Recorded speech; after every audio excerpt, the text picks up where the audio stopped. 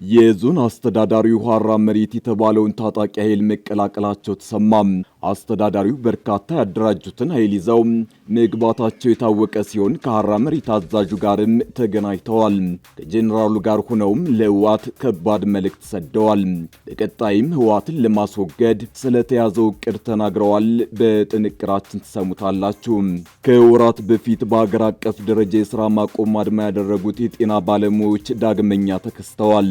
የጠየቋቸው ጥያቄዎች ሙሉ በሙሉ ባለመመለሳቸው በቀጣይ ስለሚያደርጉት አድማ አቅጣጫን አስቀምጠዋል። እንመለስበታለን። እስራኤል በዘር ማጥፋት ወንጀል ተከሰሰች። እስራኤል በጋዛ ባካሄደችው ጦርነት የዘር ማጥፋት ወንጀል ፈጽማለች ሲል ተመድ ገልጿል። ኔታንያሁን ጨምሮ በሌሎች ባለስልጣናት ላይ መወሰድ ስላለባቸው እርምጃዎች አቅጣጫን አስቀምጧል። ታደምጡታላችሁ። አሜሪካ ከባድ የተባለለትን ጥቃት ፈጸመች። ጥቃቱን አስመልክቶ ዶናልድ ትራምፕ አስተያየት ሰጠዋል። አመፀኞች ሲሉ በጠሯቸው አካላት ላይም እርምጃ መወሰዱን አረጋግጠዋል። በዝርዝር እነግራችኋለን። አክብሮታዊ ሰላምታችን በያላችሁበት የዓለም ዳርቻ የረሳችሁ የተወደዳችሁ የአንድ አፍታ ሚዲያ ቤተሰቦች ከአንድ አፍታ ላሁኑ መደመጥ አለባቸው ያልናቸውን ዜናዎች ወደ እናንተ የምናደርስበት ሰዓት ላይ ተገኝተናል። አብራችሁን ትቆዩ ዘንድ ግብዣችን ነው።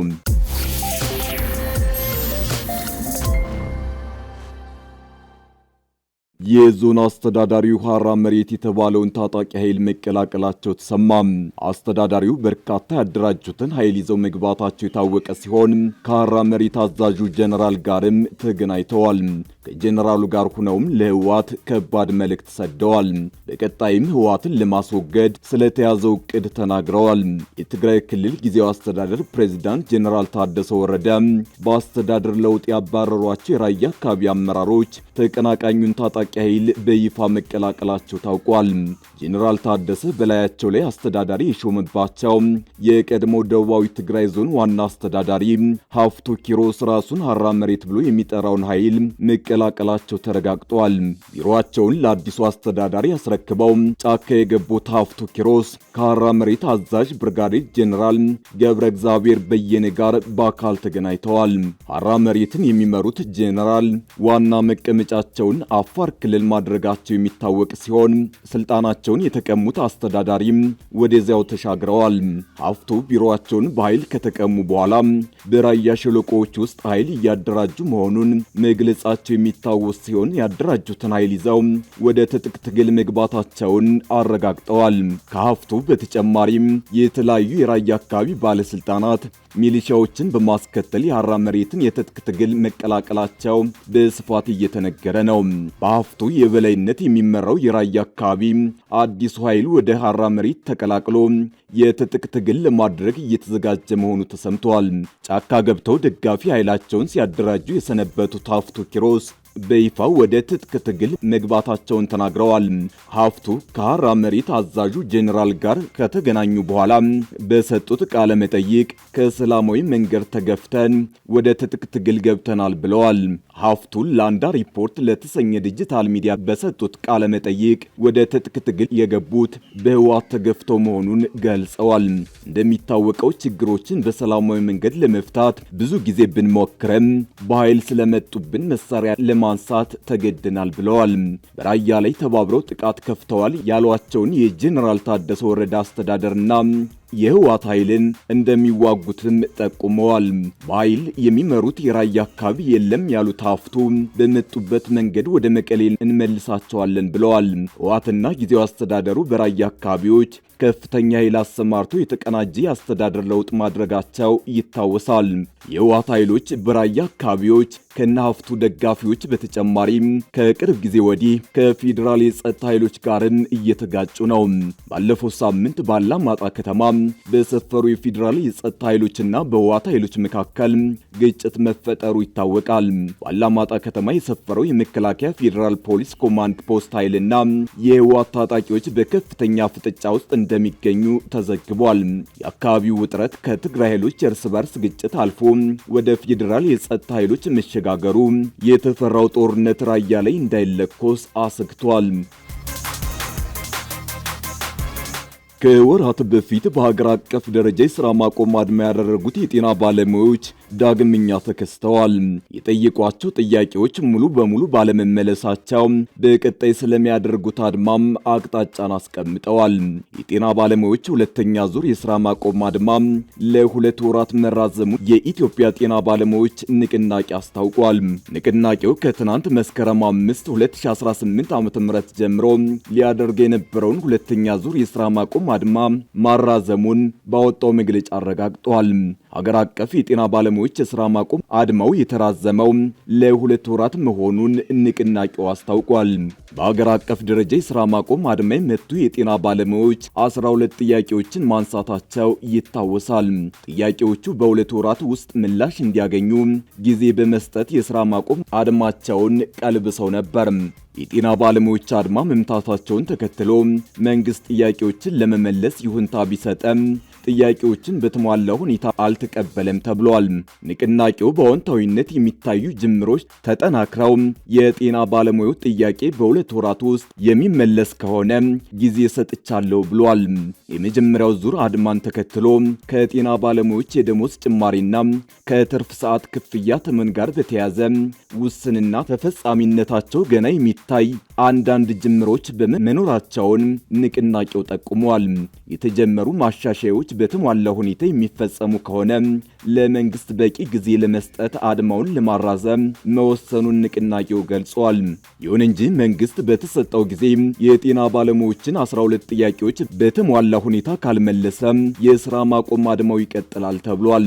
ከ2 ወራት በኋላ በሚኖረው መንግስታዊ አፈጻጸም ይወሰናል የተባለው ሁለተኛ ዙር የሥራ ማቆም አድማ ከወዲሁ ዝግጅት እየተደረገበት እንደሚቆይ ንቅናቄው አመላክቷል። ተመጣጣኝ አገልግሎት ክፍያ፣ የሥራ ቦታ የደህንነት ዋስትና፣ የትርፍ ሰዓት ክፍያ፣ የተጋላጭነት ክፍያ፣ የጤና ዘርፍ በባለሙያ መመራት የጤና ባለሙያዎች ካነሷቸው ጥያቄዎች መካከል ዋና ዋናዎቹ ናቸው። በሌላ በኩል ሂውማን ራይትስ ዎች የኢትዮጵያ መንግስት ባለስልጣናት የጤና ባለሙያዎችን የሥራ ማቆም አድማ በኃይል ከመጨፍለቅ ይልቅ ለጤና ባለሙያዎች ቅሬታዎች በተገቢው መንገድ ምላሽ እንዲሰጥ አዲስ ባወጣው መግለጫ ጠይቋል።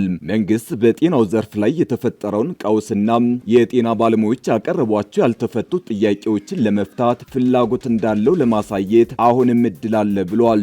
መንግስት ማንኛውንም ተቃውሞ እንደማይታገስ የጠቀሰው ተቋሙ የጤና ባለሙያዎች በዚህ ሁኔታ ውስጥ ተቃውሟቸውን ማሰማታቸው ጥያቄያቸው ምን ያህል አንገብጋቢ እንደሆነ እንደሚያሳይም ገልጿል። እስራኤል በዘር ማጥፋት ወንጀል ተከሰሰች። እስራኤል በጋዛ ባካሄደችው ጦርነት የዘር ማጥፋት ወንጀል ፈጽማለች ሲል ተመድ ገልጿል። ኔታንያሁን ጨምሮ በሌሎች ባለስልጣናት ላይ መወሰድ ስላለባቸው እርምጃዎችም አቅጣጫን አስቀምጧል። የተባበሩት መንግስታት ድርጅት እስራኤል የዘር ማጥፋት ወንጀል መፈጸሟን ገልጿል። የተባበሩት መንግስታት ድርጅት እስራኤል በጋዛ ላይ ያካሄደችው ጦርነት የዘር ማጥፋት ተግባር መሆኑን ገልጿል። ተመድ አካሄድኩት ባለው ምርመራ እስራኤል በጋዛ ላይ ያካሄደችው ጦርነት የዘር ማጥፋት ተግባር መሆኑን አረጋግጫለሁ ብሏል። የተያዘው የፍልስጤም ግዛት የተመድ ገለልተኛ ዓለም አቀፍ የምርመራ ኮሚሽን ሊቀመንበር የሆኑት ናዊ የተመድ የምርመራ ውጤትን ማክሰኞ ለአልጀዚራ አስታውቀዋል። ከዜና አውታሩ ጋር ባደረጉት ቆይታ ፒላይ ፕሬዝዳንት አይዛክ ሄርዞግ፣ ጠቅላይ ሚኒስትር ቤንያሚን ኔታንያሁ እና የቀድሞ የመከላከያ ሚኒስትር ዮአቭ ጋላንት በሰጡት መግለጫዎቻቸውና ትዕዛዞች ላይ ተመስርተን ለይተናል ብለዋል። አክለውም እነዚህ 3 ግለሰቦች የመንግስት ተወካዮች በመሆናቸው በሕጉ መሰረት መንግስት ተጠያቂ ይሆናል። ስለዚህ የዘር ማጥፋት ወንጀሉን የፈጸመው የእስራኤል መንግስት ነው እንላለን ብለዋል። ሪፖርቱ መሰረት ኮሚሽኑ የእስራኤል ባለስልጣናት ከሰጡት መግለጫ በተጨማሪ የዘር ማጥፋት ዓላማ እንዳላቸው ለመደምደሚያ ያደረሰ ማስረጃዎች መኖራቸውን ገልጿል ሲል አልጀዚራ ዘግቧል። ኮሚሽኑ የእስራኤል ባለስልጣናትና የእስራኤል የጸጥታ ኃይሎች በጋዛ ሰርጥ ውስጥ ያሉትን ፍልስጤማውያንን ሙሉ በሙሉ ወይም በከፊል ለማጥፋት የዘር ማጥፋት ወንጀል ዓላማ አላቸው ሲል ሪፖርቱ አመላክቷል። ይሁን እንጂ የእስራኤል የውጭ ጉዳይ ሚኒስቴር የምርመራውን ውጤት ሐሰት ሲል በኤክስ ገጹ ላይ በመግለጽ የሪፖርቱ ኃላፊዎች ለሐማስ የሚወግኑ እንደሆኑ ገልጿል። አሜሪካ ከባድ የተባለለትን ጥቃት ፈጸመች። ጥቃቱን አስመልክቶ ዶናልድ ትራምፕ አስተያየት ሰጥተዋል። አመፀኞች ሲሉ በጠሯቸው አካላት ላይም እርምጃ መወሰዱን አረጋግጠዋል። ፕሬዝዳንት ዶናልድ ትራምፕ ሰኞ የአሜሪካ ጦር ኃይል የቬንዙዌላ ጀልባ ላይ ጥቃት ማድረሱን አስታውቀዋል። ዓለም አቀፍ ውሃ ላይ እየተንቀሳቀሰ የነበረው አነስተኛ ጀልባ ወደ አሜሪካ ደንዛዥ እጽ ይዞ እየሄደ ነበር ብለዋል ፕሬዝዳንቱ። ትራምፕ አመፀኛ እጽ አመላላሾች ላይ በተደረገ ጥቃት 3 ግለሰቦች መገደላቸውን ቢገልጹ ጀልባው እጽ ይዞ እንደነበር የሚያሳይ ማስረጃ አላቀረቡም። ጥቃቱ የተፈጸመው የቬንዙዌላው ፕሬዝዳንት ኒኮላስ ማዱሮ ሀገራቸው ከአሜሪካ ወረራ ራሷን እንደምትከላከል ከገለጹ በኋላ ነው።